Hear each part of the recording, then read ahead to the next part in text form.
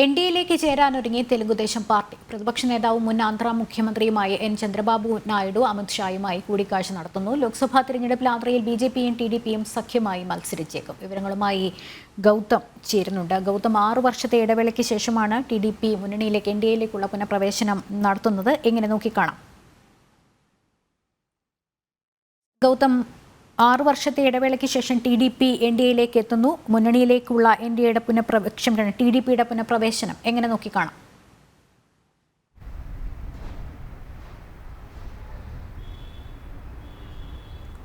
ലക്ഷ്മി, അല്പസമയം മുമ്പ് ഡൽഹിയിൽ കേന്ദ്ര ആഭ്യന്തരമന്ത്രി അമിത്ഷായുടെ വസതിയിലേക്ക് വീണ്ടും ടിഡിപി അധ്യക്ഷൻ ചന്ദ്രബാബു നായിഡു എത്തിയിരിക്കുന്നു. ഇപ്പോൾ ഇരു നേതാക്കളും തമ്മിലുള്ള കൂടിക്കാഴ്ച പുരോഗമിക്കുകയാണ്.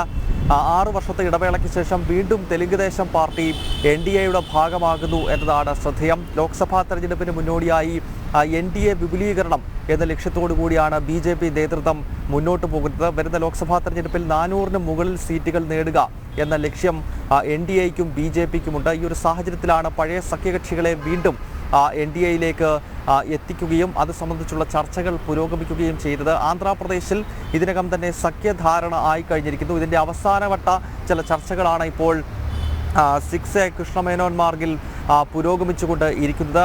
ചന്ദ്രബാബു നായിഡു കഴിഞ്ഞ ദിവസം രാത്രിയിലും കേന്ദ്ര ആഭ്യന്തരമന്ത്രി അമിത്ഷായുമായി കൂടിക്കാഴ്ച നടത്തിയിരുന്നു. ആന്ധ്രാപ്രദേശിൽ ലോക്സഭാ തെരഞ്ഞെടുപ്പിലും നിയമസഭാ തെരഞ്ഞെടുപ്പിലും, കാരണം ആന്ധ്രയിൽ ലോക്സഭാ തെരഞ്ഞെടുപ്പിനൊപ്പമാണ് നിയമസഭാ തെരഞ്ഞെടുപ്പും നടക്കുന്നത്. അതിനാൽ ഈ സംസ്ഥാനത്ത് സഖ്യമായി മത്സരിക്കുവാൻ ഇപ്പോൾ ബിജെപിയും ടിഡിപിയും തമ്മിൽ ധാരണയിലായി കഴിഞ്ഞിരിക്കുന്നു. ലോക്സഭയിൽ 25 മണ്ഡലങ്ങളാണ് ആന്ധ്രാപ്രദേശിൽ ഉള്ളത്. അതിൽ 5ഓ 6ഓ സീറ്റിൽ ബിജെപി മത്സരിക്കും. 3 സീറ്റുകൾ ജനസേന പാർട്ടി, പവൻ കല്യാൺ എന്ന തെലുങ്ക് സിനിമാ താരം, അദ്ദേഹത്തിൻ്റെ പാർട്ടി നേരത്തെ തന്നെ ആന്ധ്രാപ്രദേശിൽ സജീവമാണ് ജനസേന. മാത്രമല്ല തെലുങ്കുദേശം പാർട്ടിയുമായി സഖ്യത്തിലുമാണ്.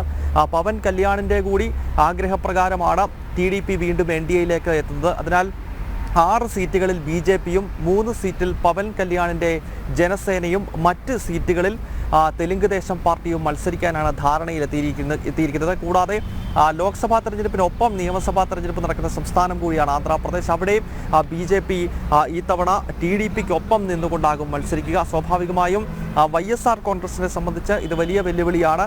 കാരണം നിലവിൽ YSR കോൺഗ്രസിന് സാഹചര്യങ്ങൾ എളുപ്പമായിരുന്നു, കാരണം ടിഡിപി ഒറ്റയ്ക്കായിരുന്നു. പക്ഷേ ഇപ്പോൾ ടിഡിപി തിരിച്ച് എൻഡിഎയിലേക്ക് എത്തുമ്പോൾ ചന്ദ്രബാബു നായിഡുവിനൊപ്പം ബിജെപി എന്ന ഒരു ശക്തി കൂടി വരുന്നു.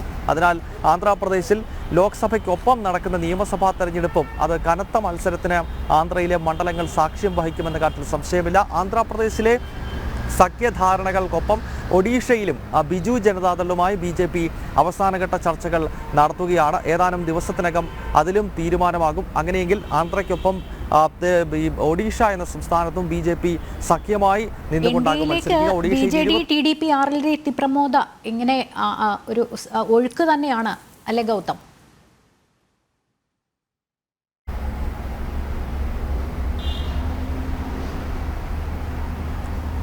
ലക്ഷ്മി, INDA മുന്നണിയും തകർന്ന് തരിപ്പണമാകുമ്പോൾ മറുഭാഗത്തെ NDA കൂടുതൽ കരുത്താർജിക്കുന്ന കാഴ്ചയാണ് ഈ തെരഞ്ഞെടുപ്പ് കാലത്ത് കാണാൻ സാധിക്കുന്നത്. ലക്ഷ്മി സൂചിപ്പിച്ചതുപോലെ വിവിധ സംസ്ഥാനങ്ങളിൽ നമുക്ക് NDAയിലേക്ക് എത്തുന്ന കക്ഷികളെ കാണാൻ സാധിക്കും. അതും കരുത്തുറ്റ മുന്നണികളാണ് NDAയുടെ ഭാഗമാകുന്നത്. ത്രിപുരയിൽ കഴിഞ്ഞ നിയമസഭാ തെരഞ്ഞെടുപ്പിൽ നമുക്കറിയാം, അവിടെ ബിജെപിയും ടിപ്രാമോത്തയും തമ്മിലുള്ള കടുത്ത മത്സരമാണ് വിവിധ മണ്ഡലങ്ങളിൽ നടന്നത്. കാരണം ഇടതുപക്ഷവും കോൺഗ്രസും ത്രിപുരയിൽ സഖ്യമായി മത്സരിച്ചെങ്കിലും ഇരു പാർട്ടികളും അപ്രസക്തമായി കഴിഞ്ഞിരിക്കുന്നു. അതിനാൽ പുതിയതായി രൂപപ്പെട്ട ടിപ്രാമോത്ത എന്ന പ്രാദേശിക കക്ഷി ത്രിപുരയിൽ കഴിഞ്ഞ നിയമസഭാ തെരഞ്ഞെടുപ്പിൽ സാന്നിധ്യം അറിയിക്കുകയും മികച്ച പ്രകടനം കാഴ്ചവെക്കുകയും ചെയ്തിരുന്നു. ആ ടിപ്രാമോത്ത തന്നെ ഇപ്പോൾ ബിജെപിയുടെ ഭാഗമായിരിക്കുന്നു എന്നതാണ് ത്രിപുരയിൽ നമ്മൾ കണ്ടത്. ഉത്തർപ്രദേശിൽ അടുത്ത കാലത്തൊക്കെ RLD ബിജെപിക്കെതിരെ വലിയ പ്രചരണം നടത്തുകയും പ്രത്യേകിച്ച് ഡൽഹിയോട് ചേർന്ന് കിടക്കുന്ന പശ്ചിമ ഉത്തർപ്രദേശ്, അവിടെയാണ് ഈ കർഷക സമരത്തിൻ്റെയൊക്കെ കേന്ദ്രമായി പലരും വ്യാഖ്യാനിക്കുന്ന സ്ഥലം. ബിജെപിക്ക് വലിയ തിരിച്ചടി ഉണ്ടാകും എന്നൊക്കെയുള്ള പ്രവചനങ്ങൾ പല മലയാള മാധ്യമങ്ങളൊക്കെ നടത്തിയ പ്രദേശമാണ് ഈ പശ്ചിമ ഉത്തർപ്രദേശ്. അവിടുത്തെ ഏറ്റവും പ്രധാനപ്പെട്ട, പ്രത്യേകിച്ച് ജാട്ട് സമൂഹത്തിനിടയിൽ വലിയ സ്വാധീനമുള്ള രാഷ്ട്രീയ ലോക്ദൾ അതിപ്പോൾ ബിജെപിക്കൊപ്പം എത്തുകയാണ്. കർഷക സമരത്തിൻ്റെയൊക്കെ പേരിൽ ബിജെപിക്കെതിരെ നിലപാട് സ്വീകരിച്ചിരുന്ന അജിത് സിംഗിൻ്റെ മകനായിട്ടുള്ള ജയന്ത് ചൗധരി ഇപ്പോൾ നേതൃത്വം നൽകുന്ന രാഷ്ട്രീയ ലോക്ദൾ അടുത്തിടെ ബിജെപിയിലേക്ക് എത്തിക്കഴിഞ്ഞിരിക്കുന്നു. ഒപ്പം നമുക്കറിയാം കർണാടകത്തിൽ ജനതാദൾ സെക്യുലർ NDAയുടെ ഭാഗമാണ്.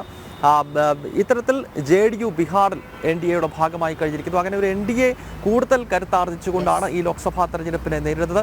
ഇതിന്റെ ഏറ്റവും അവസാനത്തെ ഉദാഹരണമായി വേണം ഇപ്പോൾ ഈ ഡൽഹിയിൽ നടന്നുകൊണ്ടിരിക്കുന്ന അമിത്ഷാ തെലങ്കാന ആന്ധ്രാപ്രദേശ് മുൻ മുഖ്യമന്ത്രി ചന്ദ്രബാബു നായിഡുവും തമ്മിലുള്ള കൂടിക്കാഴ്ചയെ നോക്കിക്കാണാൻ. ലക്ഷ്മി, ലോക്സഭാ തെരഞ്ഞെടുപ്പിൽ ആന്ധ്രയിൽ BJPയും TDPയും സഖ്യമായി മത്സരിച്ചേക്കും. ഗൗതമാണ് വിവരങ്ങൾ നൽകിയത്.